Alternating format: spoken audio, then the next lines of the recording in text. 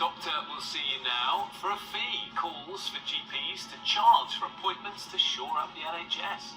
Are you coughing anything up at the moment? No. Nothing at all, so No. it's a dry cough. You were right.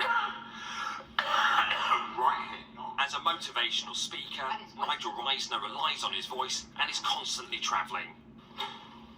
A chest pain meant the 60-year-old needed a quick diagnosis, which an NHS GP couldn't provide. I've got a chest infection, and I knew I'd have to call the doctor. You've got to make sure you're on the phone at 8 o'clock exact. I was number 31 in line. Well, I'm not waiting for 3.5 hours. And eventually I got through to be told I've got to wait for someone to call me back so I can explain to them what the process is, and the earliest will be the 21st of February. A consultation at this private surgery costs up to £100.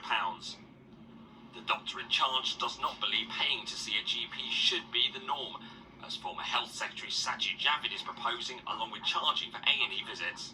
Okay. Yes, I would hope that no one would have to pay privately for their healthcare, but unfortunately they do in this situation, and at least we take some of the weight off the NHS by seeing patients privately. In an article for The Times, Mr Javid wrote, "We should look on a cross-party basis at extending the contributory principle.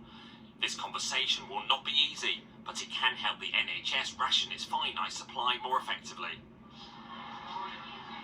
Emulating Ireland's charges, he wants to build on a vision set out recently on Sky News to relieve the burden on the NHS. I don't think the model of the NHS as it was set up some 70 years ago is sustainable for the future. You know, the world has changed and the NHS has not moved on. The wait for emergency treatment has skyrocketed, with over 54,000 people waiting more than 12 hours to be seen last month. And GP waiting lists are no better, with more than 400,000 people waiting over a year for consultant-led treatment as of November. While Mr Javid wants a means-tested scheme to protect those on low incomes, critics fear healthcare would become less accessible for people in need of quick treatment.